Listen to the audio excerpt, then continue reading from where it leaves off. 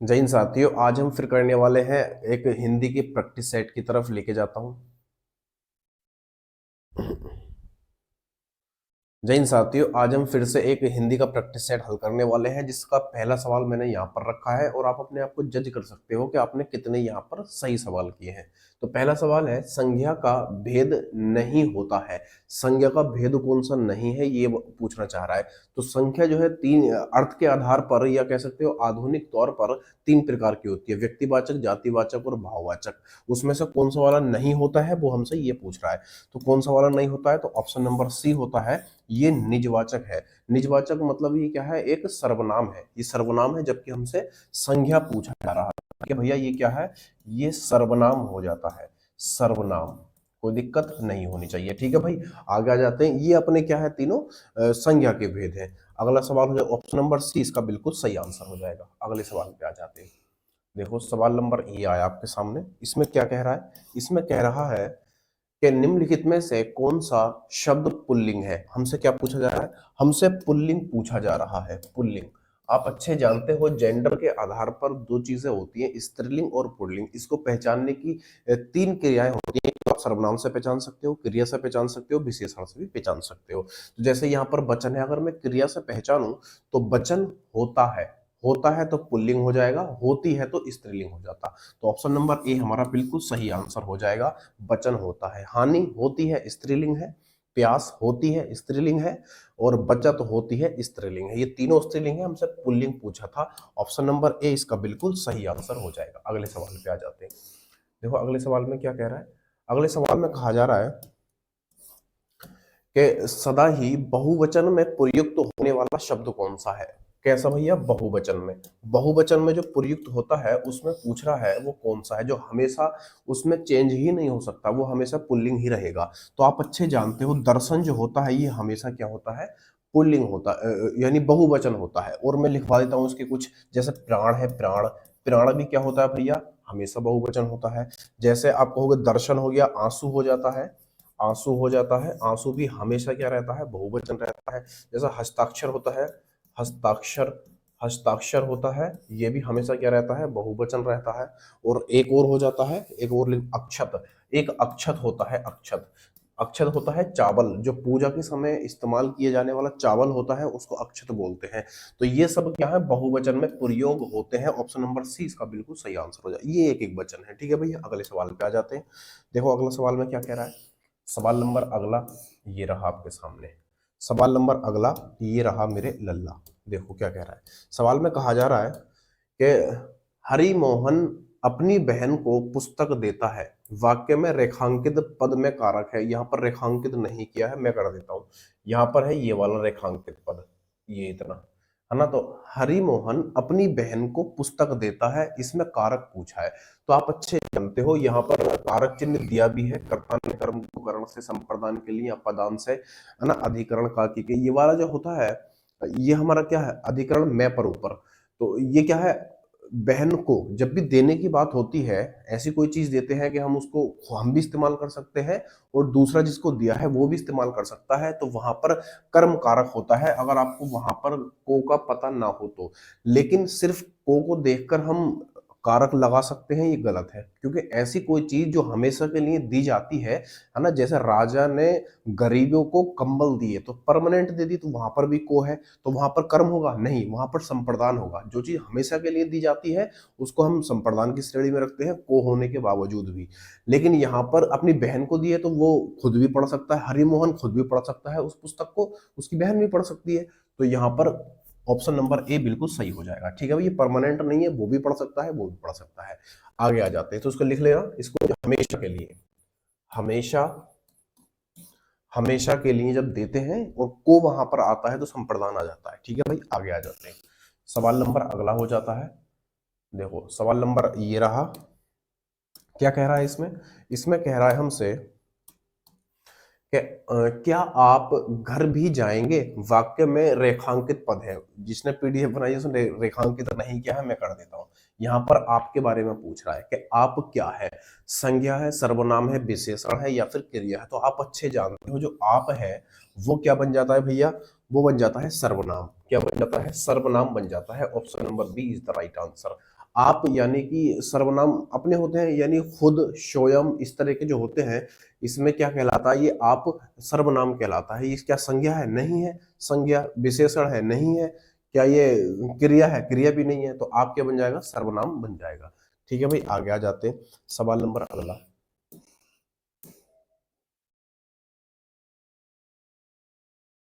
देखो क्या कह रहा है इस सवाल में। इस सवाल के अंदर क्या कहा जा रहा है?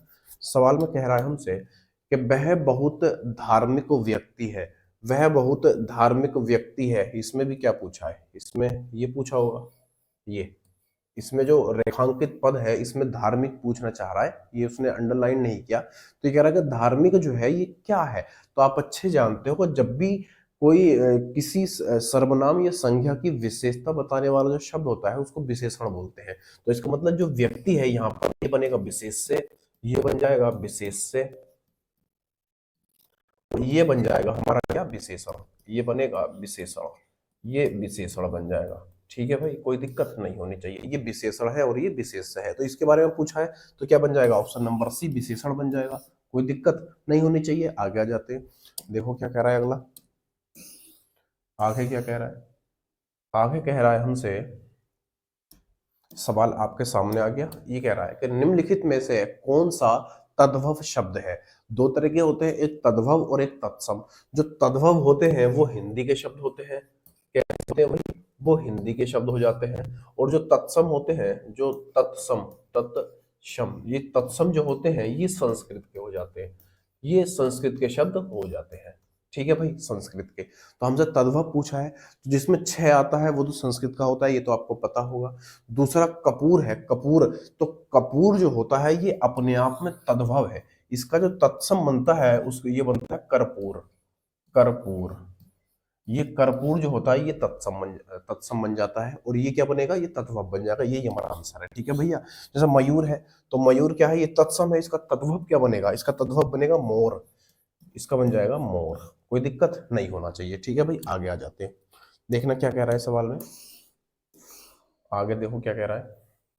इसके अंदर कहा जा रहा है हमसे, इसके अंदर कहा जा रहा है कि सब कुछ जानने वाला वाक्यांश के लिए एक शब्द है। सब कुछ जानने वाला, ये सब कुछ जानने वाला के लिए एक शब्द में प्रयोग करें तो उसको क्या कहेंगे? तो सब कुछ जानने वाला क्या होता है? सर्वज्ञ हो जाता है। कौन सा भैया? सर्वज्ञ हो जाता है। Option number B. बहुज्ञ उसे बोलते हैं जो बहुत ज्यादा जानता है। बहुत ज्यादा जानने वाला या बहुत अधिक जानने वाला बहुज्ञ कहलाता है। जो कुछ नहीं जानता उसको अज्ञ बोलते हैं। ठीक है भाई, आगे आ जाते हैं, यानी अज्ञानी। सवाल नंबर अगला, देखो क्या कह रहा है यहाँ पर। इसमें कहा गया सवाल के अंदर, इसके अंदर कहा गया कि उत्थान शब्द का विलोम होता है। उत्थान का विलोम आप अच्छे जानते हो। उत्थान मतलब उन्नति, और उन्नति का विलोम अवन्नति होगा। लेकिन यहाँ पर उत्थान है तो उत्थान का हो जाता है पतन। उत्थान का क्या हो जाता है? पतन हो जाता है। विलोम, उड़ान अलग चीज होती है, ध्रुव और अर्धव अलग होता है। तो उत्थान का क्या होगा? विलोम, पतन हो जाएगा। ठीक है भाई, आगे आ जाते हैं।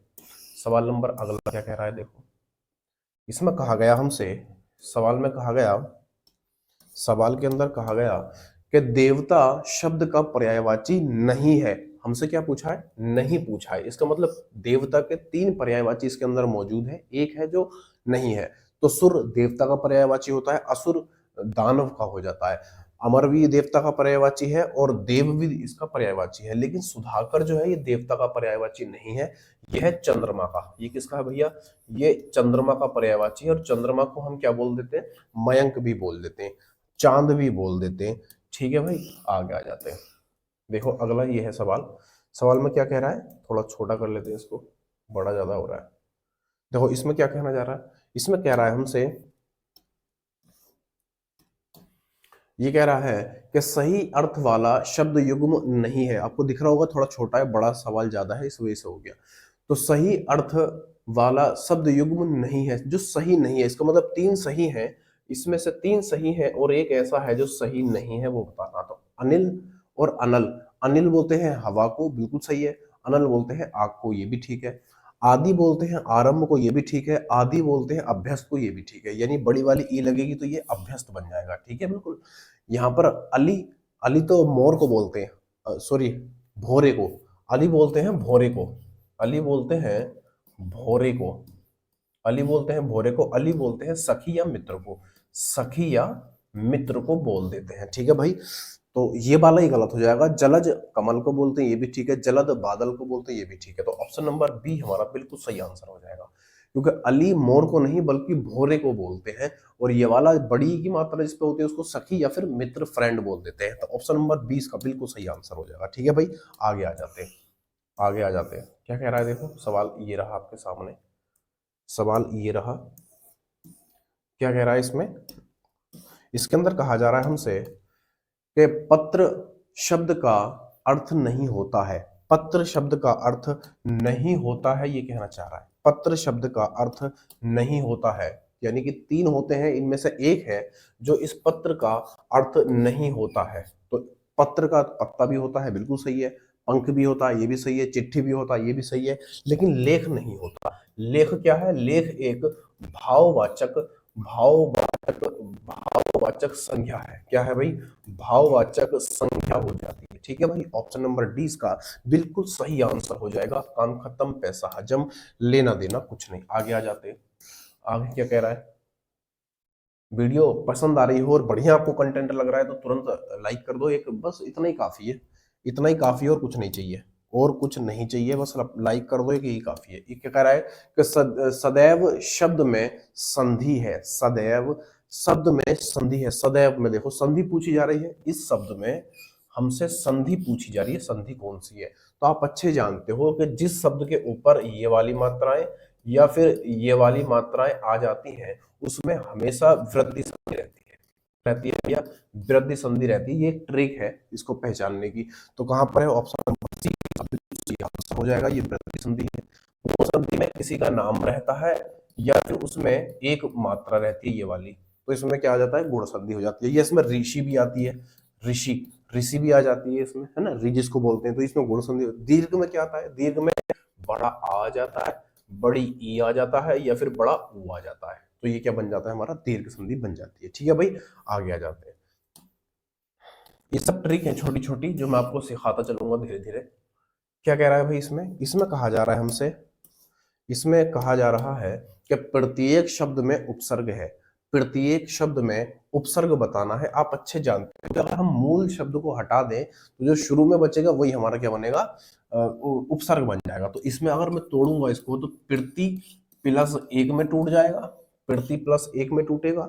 यहाँ पर मूल शब्द क्या है, एक है, और ये क्या है हमारा, ये उपसर्ग है। तो ऑप्शन नंबर बी इसका बिल्कुल सही आंसर हो जाएगा। काम खत्म, पैसा हजम, लेना देना कुछ नहीं। आगे आ जाते हैं। बताओ भाई इसका आंसर क्या होगा, इसका आंसर बताओ फिर इसी बात पे, इसका आंसर क्या होगा ये बताओ। वैज्ञानिक में प्रत्यय लगा है, यानी वैज्ञानिक में कौन सा प्रत्यय है वो ये पूछना चाह रहा है। वैज्ञानिक में कौन सा प्रत्यय है वो ये पूछना चाह रहा है। मैंने अभी आपको सिखाया था कि अगर हम इसके मूल शब्द को तोड़ लें, वैज्ञानिक में क्या बनेगा, विज्ञान, वैज्ञानिक में क्या बनेगा, विज्ञान बन जाएगा, यानी कि ऐसा बनेगा विज्ञान और प्लस इक, इक, तभी तो बना वैज्ञानिक, तभी तो वैज्ञानिक बना। तो प्रत्यय के अंदर क्या है, इक है, और मूल शब्द क्या बन जाता है, मूल हमारा बन जाता है ये विज्ञान। तो इक कहां पर है, ये है, ये हमारा प्रत्यय है, और यही आंसर है हमसे। ये हमसे प्रत्यय काम। अगले सवाल पे जाते हैं। देखो क्या कह रहा है, सवाल नंबर ये रहा आपके सामने। देखो क्या कह रहा है सवाल के अंदर, इसमें कहा जा रहा है हमसे कि बहुत दिनों बाद देखना वाक्यांश के लिए मुहावरा है। यानी हमसे मुहावरा पूछा जा रहा है कि बहुत दिनों के बाद देखना, बहुत दिनों के बाद देखना नहीं बल्कि दिखना होना चाहिए था, बहुत दिनों के बाद दिखना, ये होना चाहिए था यहाँ पे, दिखना। बहुत दिनों के बाद किसी के दीदार होना, दीदार होना, तो कोसों दूर होना, है ना, गुदड़ी का लाल होना, ईद का चांद होना, या अब तक होना। तो आप अच्छे जानते हो जब कोई बहुत दिनों में मिलता तो कहते हैं ना कि यार बड़े दिनों के बाद दिखाई दिए हो, आप तो पूरे ईद के चांद हो रहे हो, ईद के चांद हो रहे, यानी बहुत दिनों के बाद दिखना यानी ईद के चांद होना। ऑप्शन नंबर सी इसका बिल्कुल सही आंसर हो जाएगा। ठीक है भाई, आगे आ जाते हैं। देखो क्या कह रहा है आगे, इसको छोटा कर लेते हैं, थोड़ा सा बड़ा हो रहा है। देखो इसमें क्या कहा जा रहा है, इसमें कह रहा है हमसे, इसमें कह रहा है कि निम्नलिखित में से अशुद्ध वाक्य छांटिए, यानी 3 शुद्ध है उसमें से एक अशुद्ध है, वही हमें छांटना। कृष्ण जी के अनेकों नाम है। देखो पहली गलती मिल गई यहाँ पे, पहली गलती क्या मिल गई कि कभी भी जो अनेक होगा, अनेक अपने आप में एक बहुवचन होता है, समझ रहे हो? इसको हम कभी भी अनेकों नहीं बना सकते। अगर इसको हमने अनेकों बनाया तो ये तो पहले ही बहुवचन था, फिर उसको एक बार और बहुवचन बनाने के लिए ओ की मात्रा लगा दी, ये गलत तरीका है। तो यही हमारा आंसर होगा, बाकी चेक करने की जरूरत ही नहीं है क्योंकि तीनों सही होंगे। जब पुस्तक बहुत ही उपयोगी होती है, बिल्कुल सही है। शोभा बहुत मीठा गाती है, ये भी ठीक है। मैं अभ्यास कर रहा हूं, ये भी ठीक है। ठीक है भैया, तो ये सब क्या हो जाते हैं, सही हो जाते हैं। ये वाला ही हमारा आंसर बन जाएगा। अगले सवाल पे आ जाते हैं। अगले सवाल में क्या कह रहा है, देखो अगले सवाल में कहा जा रहा है हमसे, सवाल आपके सामने है, क्या कह रहा है? वो कह रहा है कि सद्भावना शब्द में समास है। सद्भावना शब्द में समास है। देखो इसको जब आप तोड़ोगे तो दो में टूटेगा। सद ये टूटेगा, सद और प्लस भावना, प्लस भावना। भावना मतलब क्या? भावना मतलब विचार। तो सद मतलब अच्छे विचार या सत्य ऐसे कह सकते हो। तो अच्छे विचार हो जिसके, अच्छे विचार हो जिसके, ऑप्शन नंबर सी हो जाएगा बिल्कुल सही आंसर। हो जिसके या किसी से, इस तरीके के शब्द जो आते हैं वो कर्मधारय में आ जाते हैं। लेकिन अव्ययभाव समास में पूरा, भरपूर, प्रीति, आव, इस तरह के शब्द आते हैं। और तत्पुरुष में कारक लगे हुए होते हैं, कारक चिन्ह, यानी का, की, के, इस तरीके से, है ना। तो सद्भावना यानी सच्चे विचार हो जिसके, ऐसा ही बोल सकते हो, सच्चे विचार हो जिसके या अच्छे विचार हो जिसके। तो जिसके, जिसका, जिस, इस तरीके जो उच्चारण होता है वो किस में आता है? कर्मधारय में आ जाता है। दिगु में क्या होता है? दिगु में होता है संख्याएं, है ना, चौराहा, तिरंगा, इस तरीके से। तो ऑप्शन नंबर सी इसका बिल्कुल सही आंसर हो जाएगा। ठीक है भाई, आगे आ जाते हैं। देखो अगले सवाल में क्या कह रहा है। अगले सवाल में कह रहा है हमसे, ये रहा सवाल नंबर आपके सामने। वो कह रहा है कि मुदित मनोहर मानस देखा पंक्ति में अलंकार है। क्या पूछा है? अलंकार हमसे पूछा जा रहा है।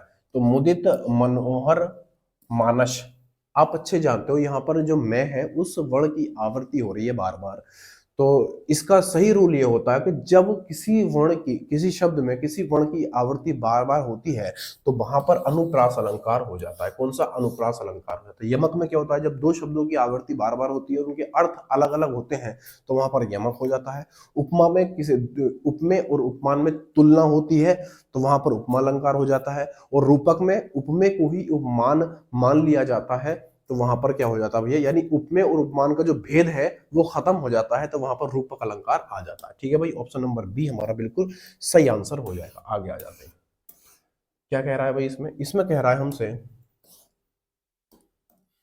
वीर रस का स्थायी भाव क्या है? किसका? वीर रस का स्थायी भाव हमसे पूछा जा रहा है। तो आप अच्छे जानते हो कि वीर रस का स्थायी भाव क्या होता है भाई? उत्साह हो जाता है। तो ये जो रति है ये किसका होता है? ये श्रृंगार का हो जाता है। ये श्रृंगार रस का स्थायी भाव हो जाता है, रति। ठीक है भैया। और क्रोध किसका हो जाता है? क्रोध हो जाता है रौद्र रस का। रौद्र रस का किसका हो जाता है? रौद्र रस का स्थायी भाव क्रोध हो जाता है। ठीक है भैया, आगे आ जाते हैं। देखो आगे क्या कह रहा है सवाल, आगे कह रहा है हमसे अगला। इसमें कह रहा है दामिनी दमन रही घन माही, खल कै पिरती जथा थिर नाही। इसमें क्या पूछा है हमसे? छंद पूछा है ना। इसमें छंद पूछा है, दिया नहीं है लेकिन छंद पूछा है। तो हम इसको गिन लेंगे मात्रा के आधार पर। जैसे दो, एक, एक, सॉरी दो, दो होगा यहाँ पर, एक, एक, एक, यहाँ पर एक, यहाँ पर दो, यहाँ पर एक, यहाँ पर एक, यहाँ पर दो, और यहाँ पर भी दो बन जाएगा। तो यहाँ पर गिन लेंगे इनको। यहाँ पर बनेगा एक, एक, और यहाँ पर कितना बनेगा? यहाँ पर दो बन जाएगा। यहाँ पर एक, एक नहीं दो बनेगा। यहाँ पर दो बन जाएगा। यहाँ पर एक बनेगा। यहाँ पर एक, यहाँ पर दो, यहाँ पर एक, यहाँ पर एक, यहाँ पर दो, सॉरी दो बनेगा, और यहाँ पर भी दो बन जाएगा। इसको गिन लेंगे तो एक, दो, तीन, चार, पाँच, छह, सात, आठ, नौ, 10, 11, 12, 13, 14, 15, 16, 17। 17 कैसे हो गई है? 16 होनी चाहिए थी। 16 होनी चाहिए थी, 17 तो होती नहीं है, तो यहाँ पर 16 होनी चाहिए थी। ठीक है भाई, इसको भी एक, दो, तीन, चार, पाँच, छह, सात, आठ, नौ, 10, 11, 12, 13, 14, 15, 16। यहाँ पर कितनी हो जाएंगी? 16। यानी 16 मात्राएं जिसमें होती है वहां पर 17 नहीं, कहीं ना कहीं गड़बड़ है। मात्रा जो मैंने लगाई है वो बिल्कुल सही है, वो बिल्कुल सही है ना। तो यहाँ पर 16 होनी चाहिए थी, या फिर किसी शब्द में लिखने में कोई गलती है, या फिर ये माही सही है भाई। घन भी ठीक है, रही भी ठीक है। रही शायद इधर से हो सकता है, इधर से हो सकता है। रही, रही जो लिखा हुआ है ये ऐसे हो सकता है, रही। समझ रहे हो, रही, तब छोटी छोटी मात्रा हो जाएंगी, तो 17 की जगह 16 मात्रा हो जाएगी। तो 16 मात्राएं किस में होती हैं, बोले चौपाई में हो जाती हैं। ऑप्शन नंबर सी इसका बिल्कुल सही हो जाएगा। दोहा में क्या होता है, यानी कि 13 11, 13 11 मात्राएं होती हैं। सोठा में 11 13, इसका उल्टा होता है, 11 13, 11 13 मात्राएं हो जाती हैं। ठीक है भाई, तो ऑप्शन नंबर सी इसका बिल्कुल सही आंसर हो जाएगा। आगे आ जाते हैं, आगे क्या कह रहा है, देखो सवाल पूरे बोर्ड पे ही आ गया, ये पूरे बोर्ड पे ही आ गया। यहाँ पर क्या कह रहा है, देखो पढ़ लो इसको। वो कह रहा है निम्नलिखित में से भाववाचक उदाहरण कौन सा है, भाववाचक उदाहरण। अब चला जाए, दूसरा ऑप्शन है रवि आम चूसता है। ऑप्शन सी में दे रखा है मोहिनी पत्र लिखती है। ऑप्शन डी में है शीला से खाया नहीं जाता। शीला से खाया नहीं जाता यानी असमर्थता, असमर्थता। और जहां पर असमर्थता होती है वहां पर क्या हो जाता है भाई, वहां पर भाववाचक हो जाता है। क्या हो जाता है, भाववाचक हो जाता है। ऑप्शन नंबर डी इसका बिल्कुल सही आंसर हो जाएगा। जहां पर असमर्थता दिखाई जाती है वहां पर भाववाचक होता है। जैसे शीला से खाया नहीं जाता, शीला से हंसा नहीं जाता, शीला से चला नहीं जाता, शीला से रोया नहीं जाता। इस तरह की असमर्थताएं जहां होती हैं वहां पर क्या होता है, भाववाचक हो जाता है। आगे आ जाते हैं, तो क्या कह रहा है, इसमें कह रहा है हमसे वह काम नहीं करता, वाक्य में अपव्यय पद है। अपव्यय पद ये कब पूछा भाई, अपव्यय। अपव्यय के बारे में आप अच्छे जानते हो, अपव्यय क्या होता है। अपव्यय क्या होता है, तो अपव्यय वो शब्द होते हैं जिनके लिंग वचन कारक और काल के आधार पर कोई परिवर्तन ना हो, उसे अपव्यय कहते हैं। क्या वह में परिवर्तन हो सकता है, हो सकता है। ये वह है, अब इसको आप वे लिख सकते हो तो ये बहुवचन बन जाएगा। काम को कामो लिख सकते हो, काम बहुवचन बन जाएगा। नहीं, कोई कुछ नहीं हो सकता, कर्ता को करती हो जाएगा। तो नहीं जो है हमारा यहाँ पर अपव्यय हो जाएगा। ऑप्शन नंबर सी इसका बिल्कुल सही आंसर हो जाएगा, कोई दिक्कत नहीं होनी चाहिए। ठीक है भाई, आगे आ जाते हैं। देखो आगे क्या कह रहा है, सवाल नंबर ये रहा आपके सामने। इसमें क्या कह रहा है, इसमें कह रहा है हमसे श का उच्चारण स्थान है। स का उच्चारण स्थान है, बड़ा वाला स है, इसका उच्चारण स्थान क्या होगा। तो इसका उच्चारण स्थान क्या हो जाएगा भाई, आप अच्छे जानते हो, जो स है हमारा उसको हम, जैसे मैंने बताया था आपको कि य और कोमा श, ई और ई, ये सब जो होते हैं ये क्या होते हैं भाई, तालव्य हो जाते हैं। ये तालव्य, ये तालव्य हो जाते हैं। इसको याद कैसे करना था कि यश नाम का एक लड़का, ये और से यश, यश नाम का एक लड़का था, उसने अपनी बहन के तालू पे पर मार दिया। किस पर, तालू पर मार दिया। तो वो ई कर रही, क्या कर रही, ई कर रही। तो ये तालव्य है ना। और यहाँ पर कौन सा, और च वर्ग, और च वर्ग, ये पूरा च वर्ग, यस और ई, ये सब क्या हो जाते हैं, तालव्य हो जाते हैं। तो सेक किस में आएगा, इसमें आ जाएगा, यानी तालव्य हो जाएगा। ऑप्शन नंबर बी इसका बिल्कुल सही आंसर हो जाएगा। ठीक है भाई, आगे आ जाते हैं। आगे क्या कह रहा है, आगे देख लेते हैं। अच्छा खत्म हो गए क्या, खत्म हो गए भाई।